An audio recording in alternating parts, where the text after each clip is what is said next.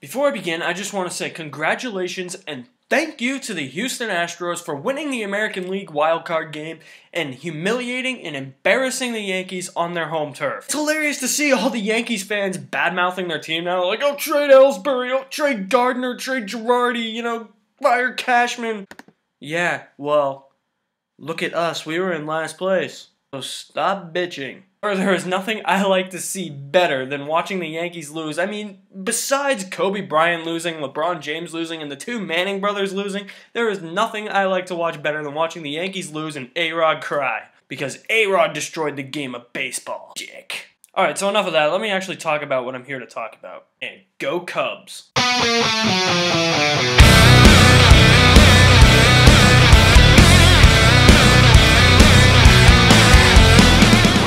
Mad Max. This is for the video game, not the movie.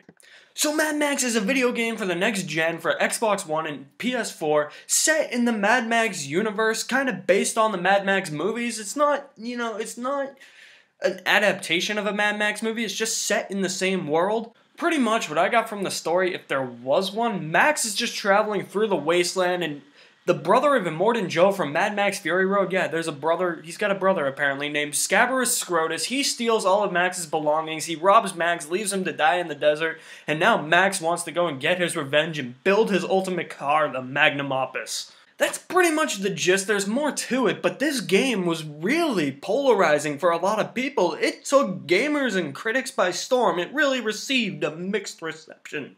So let's talk about why. First of all, the positives. One of the positives of this game is the visuals. The visuals are stunning. The game takes place in the wasteland. You could just be walking through or driving through the wasteland and just look at the screen and be like, wow, this is amazing. This is what a desert should look like. And based on that picture, and that picture alone, you can bet that the scope of this game, humongous. Just picture this. Picture Gotham City in Batman Arkham Knight, which is 2 times as big as it was in Arkham City. Picture the Gotham City in Batman Arkham Knight, but with nothing around. Just a giant-ass flatland full of sand and just a huge desert. That is this game. The scope is huge. You can explore like all the wasteland. There is so much to explore in this game and it is awesome. That is why you should be able to play a Mad Max game like this. And I give an open world type of game like this credit for doing that because that's what it should do. This is next gen. The graphics look pretty damn impressive as well. Like you can upgrade Max and stuff. Like you can actually see like he has like these like wrist like blade things. You can actually see like the detail and the decal on them. You can actually see like the little hairs inside his scraggly beard when you update him so that he can have like a beard and long hair. You can see like small hairs running through his hair. That's the improvement that technology has made with these next gen consoles. You can do stuff like that and see all the little hairs coming out. You can see how much more detail there is. And surprisingly, the vehicular combat is actually not that bad. It does have its flaws and some big flaws at that, but it's actually, you know, I actually enjoyed it. I'm not really a huge fan on games that just focus on vehicle combat and just blowing up other vehicles. I mean, I'd say about like 55 to 60% of this game revolves around that. But I mean, when it was there, it was fine. I mean, it wasn't anything, you know, spectacular, but it was fine. You know, I enjoyed it for what it was. However, speaking of the vehicle combat, this is where we're going to get into the flaws. I really don't think I have anything else positive to say. If I do, I will say it, but we're going to talk about the flaws now because this game is extremely flawed. In games like this, vehicles should not be that hard to drive. You would think in a game like this, you would have to use, like, the right thumbstick and then the left thumbstick to, like, you know, drive and, like, right to look. No, that doesn't matter. It should, but it doesn't matter. It fucks up your driving. You're just like, what the fuck? You let me control the damn thing, please. It's like Grand Theft Auto's driving mechanics. Grand Theft Auto's driving mechanics, I've played Grand Theft Auto, like, twice, and the driving mechanics are awful. Yeah, it's a lot worse in this game. Seriously, if you're on like a vehicle-based mission, you have to drive somewhere, you might run into a convoy, and you might have to take out those vehicles if you move the right thumbstick slightly. If you move it like this, slightly, you are fucking screwed. If that happens, 4 things happen. 1, you die. 2, you fail the mission. 3, you're so frustrated that you don't ever want to play the game again. And 4, you just do this. Seriously, that's what it's like. And while the combat is fine, I feel like you could have refined it by giving us a little more weapons. You know, you only get an assortment of weapons. You only have like 4 weapons. One of them you can't even use when you're driving, which is dick. And that is the sniper rifle. You have to pull over to the side. Well, you don't have to pull over to the side of the road, but if you're being shot at and you need the sniper rifle to take down somebody, first you gotta make sure you have ammo, which is very scarce. 2, you gotta pull over to like some rock formation where you're not in the way to get shot, because if you get shot, that takes away from your health, not the car's health. 3, you have to go into the back of the car, unhook the sniper rifle, put it together, and then snipe the guy. That's a huge, giant pain in the ass. And then the other guns, the shotgun's like pointless when you're in a car. Why? I don't know. Is it because Max has one in the movie? Probably. Does it serve any purpose in the game? No, none whatsoever. And that is something you have to go around and find ammo for. Ammo in this game, by the way, is very scarce. Very, very scarce. You are not gonna find it very often. Then you have like this harpoon thing. I thought the harpoon was actually, I thought the thunderpoon things, I'm going to talk about those in a minute. I thought that those would actually be the coolest thing in the game once I acquired them. No, they weren't. The harpoon was actually the coolest thing in the game. The harpoon was actually, you know, the coolest gadget I had on my car, because you could rip car doors off. Like if there's a car next to you, you could just fire the harpoon and rip it off. You could rip gates down, you could pull them down, you could pull giant towers down, you could pull drivers out of their cars down if you shot the harpoon at them. But it all got kind of repetitive after a while. I'm like, do we have to do this every single time? And then the thunderpoons. The thunderpoons are so cool, but I would expect those to be like one-hit kills. Like they're like these giant like grenade launchers on sticks. You just have like your mechanic guy in the back of your car. His name's Chum Bucket. He just throws them at cars, and like cars blow up, and you would expect them to blow up, but they don't blow up. No, they lose like no health. Harpoons are pointless too. And holy shit, the story. Who came up with that story? I don't even know what the story is. Somebody tell me and I'll give you $100. The story in this game is so choppy. It goes from point A to point B to point C to point -2. When I say that the first half of this game is pretty much like the best part of the game, because that's what I thought the game was going to be about. That's what it was advertised as. Pretty much the first half of this game, you get all your shit stolen, you got to go and get revenge, figure out how to get revenge, get allies on your team, go to all these different territories, help them with their missions while you go and get the parts you need to build your car, the Magnum Opus. That was literally the most interesting part of the game.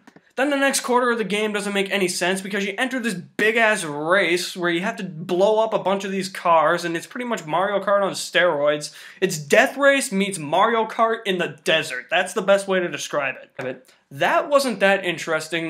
The next quarter of the game, not interesting at all. You have to go into like this Underdome, which is pretty much the Thunderdome.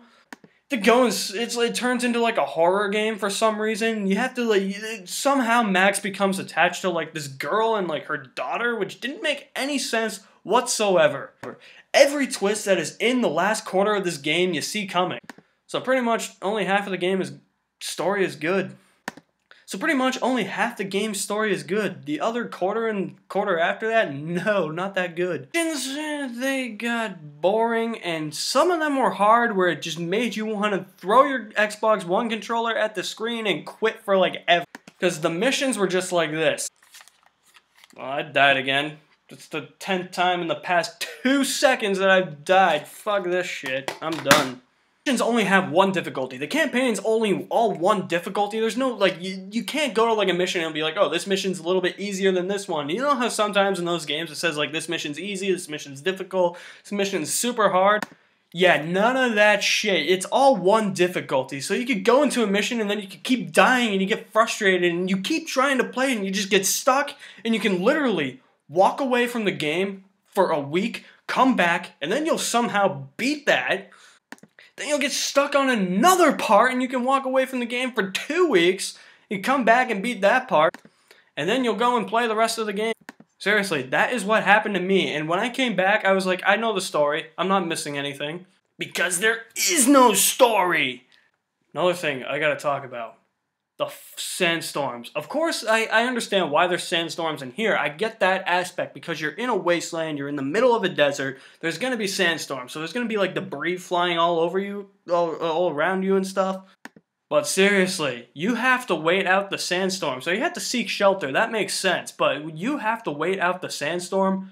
You have to wait it out. Seriously, you wait out the sandstorms in this game. 5 minutes into it, you're like, okay, we can wrap this up a little bit. 10 minutes in, you're just, 5 minutes ago, this thing started. It's still, or it was in the middle, it's still going on. 15 minutes into it, dude, the sandstorm. Still 25 minutes in. Dude! Will the sandstorm end? 30 minutes. I'm just gonna stare at the screen and hope that the sandstorm dies because I'm gonna use a Jedi mind trick to make it die. 35 minutes.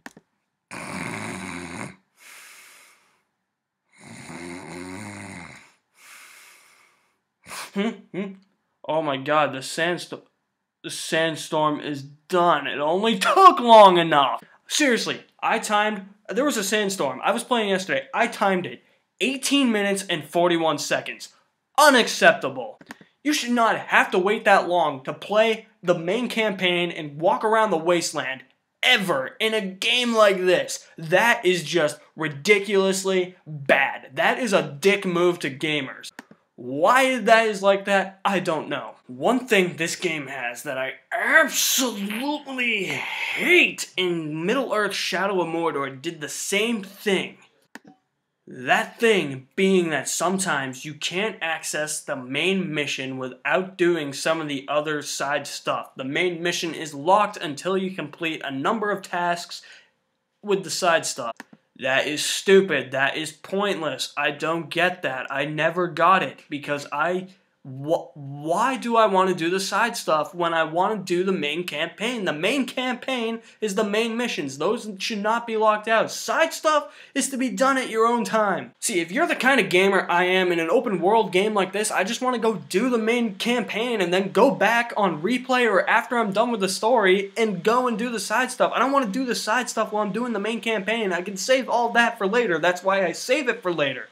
But no, they gotta make you do the side stuff in order to unlock the missions. I don't get that. Then what's the point of calling it a side mission? Make it a main mission. Side missions are meant to be done on your own time, not the game developer's time. If I want to do them after I beat the game or on replay of the game when I'm doing the campaign again, that's fine. I want to do that. When I'm doing my first playthrough of the game and I have to do that to unlock the missions, I hate that. It pisses me off. Voice acting, yeah, that sucks. Every time somebody talked, I just looked away. It was awful. That's all I'm going to say about that. Despite having probably some of the biggest visuals I've seen in a video game on the next gen, that will be up until Halo 5. Oh, I can't wait. I mean, you just look at the visual. The visuals are amazing. The scope is grand. It's realistic. You feel like you're actually there in the wasteland, which is a good thing. But I feel like the replay value is really diminished with this game because it fails on every other aspect. It has so much potential that was executed very poorly. Writing sucks. The voice acting sucks. The story sucks. The sandstorms, oh, I don't even want to talk about those again. The combat, both vehicular and melee, is you have a hard time driving your vehicle. It's very impossible to try and get it to drive straight. There's really no mission variety. You have to do some of the side stuff to unlock the main missions, which I think is completely pointless and stupid. The game can be frustrating. There's only one difficulty, so you can't pick your difficulty, and when you get frustrated, you want to throw shit at the TV and try and blow up the TV with your mind. You can walk away from this game for a week and then come back and continue playing it. The middle of this game is boring. The end of this game is boring. Ultimately, it's just a really potentially wasted game. It had potential, but was totally wasted. Mad Max deserves the score I'm going to give it. Mad Max gets a 5.5. Might seem a bit harsh, but there's so much potential that was wasted. I'm sorry. So did you play the Mad Max game? What did you think about it? I want some feedback, so drop me a comment in the comment section below. And for more news and reviews on movies, movie trailers, video games, and TV shows, like me on Facebook, follow me on Twitter. If you're on YouTube, hit the big red subscribe button, and welcome to Maddenville. Thanks again to the Houston Astros, and go Chicago Cubs. My boy Johnny Lester! It's my boy!